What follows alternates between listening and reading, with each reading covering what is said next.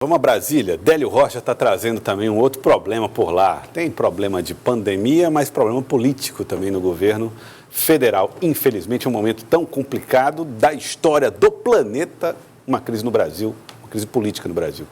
Délio, boa tarde para você. Boa tarde para você, Joelson, e meu boa tarde também para o Elivaldo Barbosa, a todos que nos acompanham neste momento pelo Jornal do Piauí.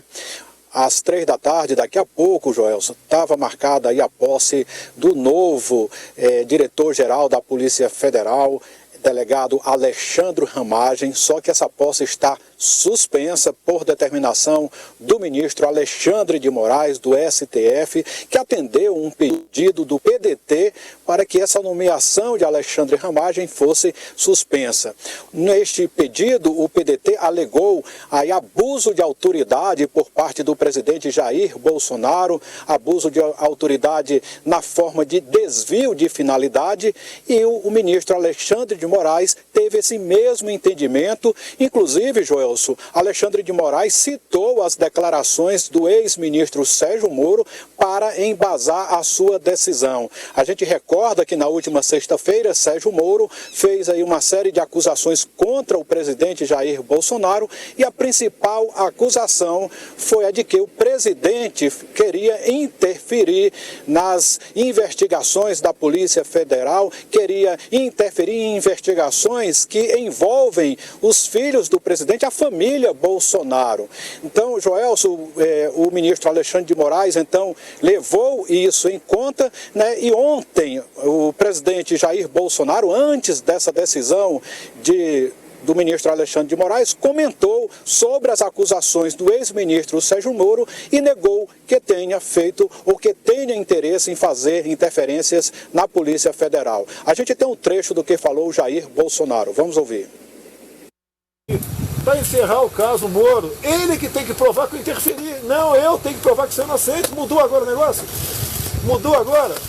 O que ele falou é lei, é verdade. Pelo amor de Deus. Outro, está na lei que quem nomeia o chefe da PF sou eu. Se eu nomeio, eu exonero. O que eu tentei negociar com ele o tempo todo é um nome de consenso. Ele não aceitou, fechou a questão. Ele não é dono do Ministério, quando nenhum ministro é dono do seu Ministério, por final. Associações e federações de delegados de Polícia Federal têm falado de autonomia, independência. Como o senhor tem visto essa... Mas continua, não precisa falar, é autônoma. Eles mesmos dizem que as investigações não têm como ser controladas. Agora, eu sempre cobrei dele relatórios de inteligência. Eu tinha que saber o que aconteceu no último dia para eu estar bem informado no dia seguinte. E ele sempre negou isso daí. Não é justo, agora, não é justo um presidente viver numa situação dessa. Assim como o ABIN me presta com certa periodicidade o que acontece no Brasil. Eu não quero saber de inquérito de ninguém. Eu não estou sendo investigado.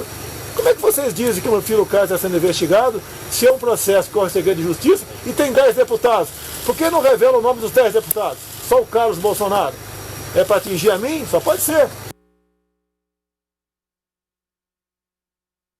Joelson, essa decisão do ministro Alexandre de Moraes é liminar, quer dizer, tem um caráter provisório, pode ser derrubada, mas até o momento ela está mantida e a posse de Alexandre Ramagem suspensa.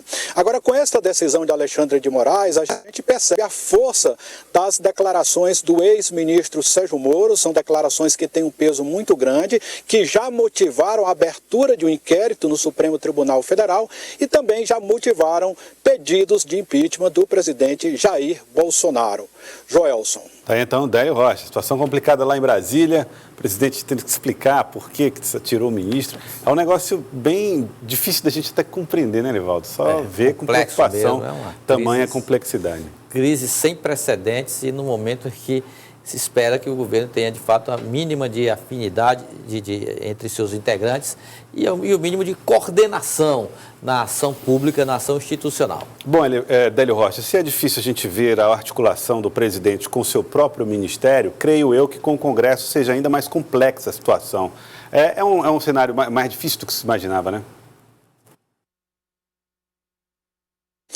Joelson. Joelson, é sim, e a gente lembra que o presidente Jair Bolsonaro, antes mesmo da saída do ex-ministro Sérgio Moro, tentava uma aproximação com o Centrão para ter uma base de apoio no Congresso para dar andamento às reformas que o governo tanto precisa.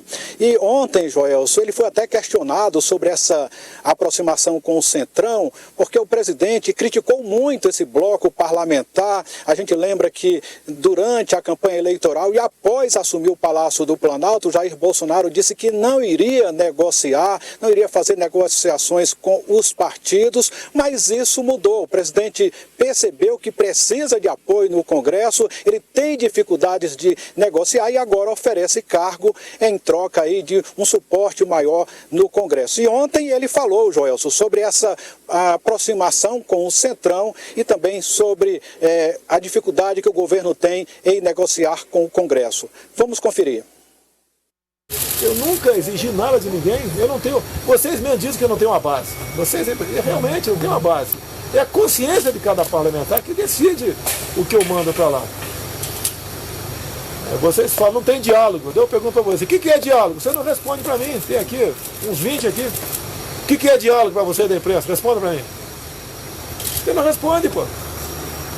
Quando eu converso com alguém de partido dos outros, vocês falam que estão oferecendo cargo. Me acuse, tudo bem, mas com racionalidade. Pô. Eu converso com praticamente todos os parlamentares. Aqueles partidos que a gente conhece, né? É aquele partido que fala em democracia, mas está escrito Partido Comunista do Brasil. Partido Comunista diz que é democrático. Então dá para conversar com essas pessoas mesmo. E no resto, eu converso com todo mundo. Quando eu falo com o pessoal do PP, Partido Progressista, eu já fui mais de 10 anos. Por que eu não vou conversar com nomes do Partido Progressista, que foram meus colegas acredito por uns 15 anos o PP foram meus colegas? Não tem problema. Eles que votam. Se eles têm algum pecado, o eleitor do seu estado é que deve tomar providência, não vota mais. Né? Eu não estou aqui para julgar, condenar, acusar, pedir cassação de qualquer parlamentar. Eu vou fazer meu trabalho e conversar. Joelson, o Centrão é o maior bloco parlamentar do Congresso Nacional e na Câmara reúne cerca de 160 deputados. E o passe do Centrão depois da saída de Moro, Joelson, ficou mais caro. Antes o bloco exigia apenas cargos de segundo e terceiro escalão e agora já está aí negociando com o governo ministérios, inclusive está no radar do Centrão o Ministério da Agricultura, o Ministério da Ciência e Tecnologia e o Ministério de Infraestrutura. E o Centrão, o presidente sabe que pode ser decisivo na hora de frear o andamento de um pedido de impeachment ou então a autorização para que o presidente seja julgado no Supremo Tribunal Federal. Joelson. Muito obrigado, Délio Rocha, pelas informações. Obrigado, Délio, trazendo as informações aí direto de Brasília. Complicou-se, né, a situação do presidente do ponto de vista político. Claro que não estamos falando aqui do ponto de vista jurídico e tal, não. Mas ele vai ter que dar passos atrás nesse diálogo com alguns grupos políticos que ele tentou evitar, como você mesmo já colocou aqui, Erivaldo, no começo do governo. Correto. Acontece o que aconteceu lá com o presidente Michel Temer. O governo do presidente Michel Temer foi abreviado para 2017, maio, se não me engano, quando ele recebeu aquelas duas denúncias do Procurador-Geral da República, exatamente, que mobilizou o Supremo, mobilizou a Câmara. Ali ele teve que o governo foi todo direcionado à defesa dessas duas denúncias. Então, ali, reformas como a previdenciária ficaram paradas, não andou mais nada. A trabalhista estancou. Foi a única que foi feita, a única que foi concluída, porque já estava bem adiantada. As outras ficaram paradas e o governo, o presidente só não perdeu o mandato porque lutou bravamente com isso. Tinha uma relação incomparavelmente melhor do que o atual presidente Bolsonaro com o Congresso Nacional. Então, graças a essa relação, ele conseguiu concluir o mandato, mas a duríssimas penas. Gastou todo o seu capital político naquele tempo.